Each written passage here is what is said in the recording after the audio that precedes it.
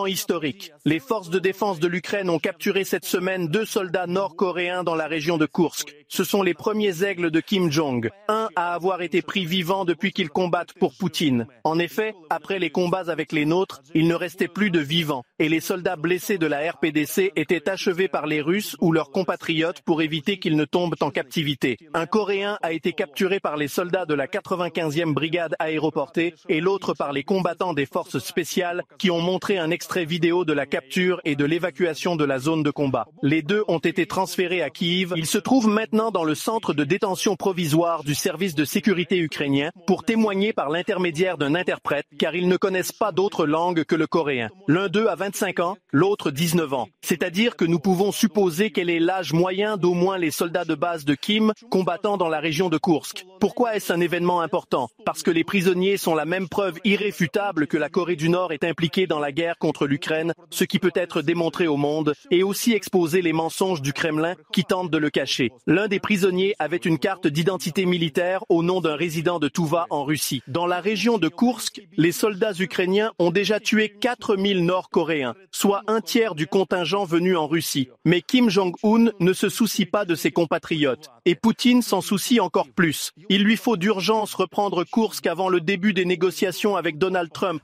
car la région de Koursk est l'un des principaux atouts de l'Ukraine. Le Kremlin en est parfaitement conscient. Il n'est donc pas étonnant que Poutine ait envoyé d'urgence tout un vice-ministre de la Défense sur place pour stopper la nouvelle offensive de l'Ukraine. Que sait-on de lui et quel rôle la région de Koursk peut-elle jouer dans d'éventuelles négociations? Les dernières nouvelles et scénarios de Pavel Vasiliev. Une ligne de front gênante pour Poutine. Et un atout de poids sur la table de l'Ukraine. Veuillez en tenir compte. Voici la situation sur le terrain. Ce que l'on sait de la nouvelle offensive des forces armées ukrainiennes dans la région de Koursk. Quelqu'un a parlé de rumeurs concernant une attaque contre la centrale nucléaire de Kurchatov. Cette terre sera-t-elle le début de la fin pour le dictateur? L'ennemi n'est pas en mesure de rejeter les unités ukrainiennes hors de Russie. Fait de la semaine concernant une importante monnaie d'échange dans les négociations qui est hors de portée du Kremlin depuis plus de 5 mois. Guerre en territoire ennemi. Malgré les promesses de Poutine de libérer la région de Koursk avant le 1er octobre de l'année dernière, puis avant Noël, la zone est toujours sous le contrôle des forces armées ukrainiennes. Et vous, qui êtes-vous? Ah, télévision ukrainienne. Voici des images du dernier voyage des faits de la semaine dans la région de Koursk, qui n'a pas été reprise par les troupes russes depuis plus de 5 mois, bien que Poutine lance ses meilleures brigades d'élite dans le feu de l'action pour reprendre ce petit coin de Russie occidentale. Pendant cette période, les pertes russes dans la région de Koursk se sont élevées à plus de 38 000 soldats, dont environ 15 000 ont été tués. Les forces armées ukrainiennes ont également détruit plus de 100 chars, 575 véhicules blindés de combat, 330 systèmes d'artillerie, 3 hélicoptères et un avion. Mais que se passe-t-il aujourd'hui sur le territoire de la Fédération de Russie que Moscou ne contrôle pas? Les Nord-Coréens ont-ils aidé le Kremlin et, surtout, quelles sont les conséquences de notre offensive pour Poutine lui-même? Les réponses suivront, mais pour l'instant, voici quelques images fraîches de la région de Koursk. C'est ainsi que la 47e brigade brise la colonne russe en 1000 morceaux. Une nouvelle offensive y a commencé le 5 janvier. Selon l'Institut américain pour l'étude de la guerre, les forces de défense ukrainiennes ont attaqué au nord de Soudja, en direction du village de Velike Soldatske, en se déplaçant le long de l'autoroute R200, qui mène à la banlieue de Koursk. Dans certaines zones de l'offensive, les forces armées ukrainiennes ont avancé de près de 3 km. Bien que l'attaque de l'armée ukrainienne ait surpris l'armée russe, le Kremlin ne renonce pas à essayer de faire perdre à l'Ukraine un atout essentiel dans les négociations futures.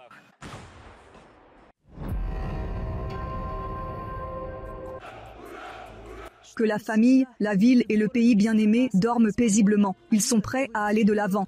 Les images des propagandistes russes montrent la 810e brigade de Marines basée à Sébastopol, temporairement occupée, et il s'agit du poste de commandement de cette brigade. La vidéo a été filmée le 7 janvier dans la région de Koursk. Depuis 5 mois, cette brigade est régulièrement attaquée par les forces armées ukrainiennes dans ce que le ministère russe de la Défense qualifie toujours de tentative d'invasion du territoire russe dans la région de Koursk. Ils se sont battus au point que les soldats de Kim Jong-un sont allés sauver Poutine. Remarquez à quel point les Nord-Coréens sont serrés sur le champ de bataille. Soit par manque d'expérience, soit par manque de radio, cette foule constitue une cible extrêmement commode pour l'artillerie ukrainienne et les opérateurs de drones. Les pertes des troupes de la RPDC dans les champs de la région de Koursk s'élèvent déjà à près de 4000 tués et blessés. Mais il est un peu trop tôt pour se réjouir d'un tel chiffre. Ils sont manifestement venus ici pour apprendre. Ils acquièrent leur expérience de combat, ceux qui sont restés, ceux qui survivront à ces assauts sanglants. Ils raconteront à tout le monde comment se battre. Ils formeront d'autres en chaîne. Et la prochaine vague pourrait arriver beaucoup mieux préparée. Bien entendu, les événements qui se déroulent sur le territoire de la Fédération de Russie sont enveloppés dans un brouillard de guerre, si dense que les propagandistes russes sont pris d'une véritable panique. Quand est-ce que tout a commencé? Quelqu'un vient-il de parler de l'attaque contre la centrale nucléaire de Kurchatov ou des objectifs ambitieux de cette opération en termes de rumeurs? Non, il n'était pas très ambitieux à cette époque. Il s'agit d'une attaque. C'est peut-être difficile à dire, mais au niveau du bataillon avec quelque chose, c'est-à-dire jusqu'à 2 ou 3 bataillons. En outre, certains en Russie ont même vu des préparatifs pour une nouvelle opération des forces armées ukrainiennes dans la région de Belgorod et ont qualifié l'offensive à Koursk de distraction. Si l'on veut distraire, il faut le faire par un autre coup à un autre endroit. À un autre endroit, le coup n'a pas eu lieu et il n'était probablement pas prévu de frapper à un autre endroit, du moins pas pendant ces jours-là. Donc, à ce stade, il n'a pas non plus de sens de parler d'un coup de diversion. En fait, notre offensive à Koursk a prouvé que la Russie n'a pas les moyens de se défendre contre des attaques rapides et inattendues, ce qui est d'une grande importance pour l'Ukraine. Lorsque nous attaquons, l'ennemi doit à ce moment-là y transférer certaines unités. Et les unités doivent être très bien préparées, très bien armées en matériel, etc. Où peuvent-ils se procurer ces unités? Ils n'ont pas de personnes libres qui se trouvent quelque part en Sibérie ou ailleurs. Ils les transféreront depuis d'autres zones du front. Eh bien, il est fort probable qu'ils soient transférés de la région de Kharkiv. La particularité de l'opération Koursk est qu'elle n'est pas seulement militaire, mais aussi géopolitique. Nous y reviendrons plus tard, mais pour l'instant, un peu d'histoire. Ces images de 1943 montrent des chars soviétiques T-34 lors d'une contre-offensive dans la région de Koursk. C'est à ce moment-là que l'Allemagne nazie a finalement perdu la guerre sur le front de l'Est. D'ailleurs, des véhicules blindés américains ont également participé à cette bataille aux côtés de l'URSS.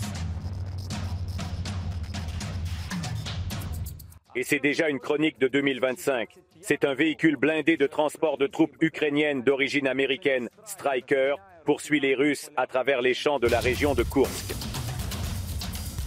Et cette terre sera-t-elle le début de la fin non seulement pour Hitler, mais aussi pour Poutine?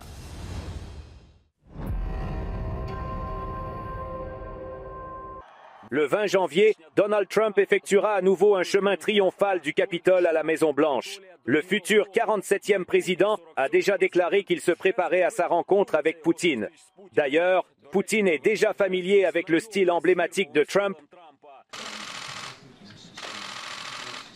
Il s'agit d'attirer l'attention sur soi et sur ses paroles par la force. Et à ce moment-là, la région de Koursk devient l'atout de l'Ukraine. Nous continuons à nous battre sur le territoire de la Russie. L'ennemi n'est pas en mesure de rejeter les unités ukrainiennes hors de Russie. Malgré toute la propagande, malgré l'image super machiste de Poutine, qui montre qu'il est un super-héros, qu'il peut vaincre tout le monde. Pour Trump, pour nos alliés, et même pour les alliés de Poutine, Koursk est une zone de faiblesse pour toute la verticale du Kremlin. Il constate que toutes les histoires de Poutine sur le fait que tout se déroule comme prévu, que nous atteignons nos objectifs, sont réduites à néant par la région de Koursk. Comment pouvez-vous dire que tout se déroule comme prévu alors que vous ne contrôlez pas des centaines, voire des milliers de kilomètres carrés de votre territoire? Et cela fait 6 mois que vous ne le contrôlez pas. C'est un chiffre énorme. Et la faiblesse de Poutine réside dans notre position de force, car nous pourrons parler des réalités du terrain. Il s'agit d'une phrase favorite de Poutine et de ses larbins, qui aiment à dire que nous devons tenir compte de la situation sur le terrain. Alors, s'il vous plaît, tenez compte de la situation sur le terrain. Il est clair que l'Ukraine peut, à titre de compromis ou de concession, envisager de retirer ses forces armées de ce territoire. En termes simples, Poutine a besoin de la région de Koursk, mais sans aucun doute. Mais au lieu de cela, pourquoi ne prend-il pas aussi du recul, par exemple par rapport à Enerhodar pour commencer ? Il est clair que cela déclenchera une forte réaction de la part des Russes, qui feront probablement une concession inacceptable dans un premier temps. Mais si d'autres pays soutiennent l'Ukraine à cet égard, et si la Chine laisse entendre que c'est la bonne chose à faire, ils devront au moins y réfléchir.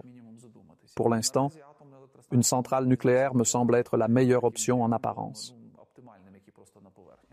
Et donc, la région de Koursk devient pour nous non seulement une arène d'opérations militaires, mais aussi un atout politique stratégique. En effet, toutes les guerres se terminent généralement autour de la table des négociations. Pavlo Vassiliev, Fakti Tijnia, ICTV.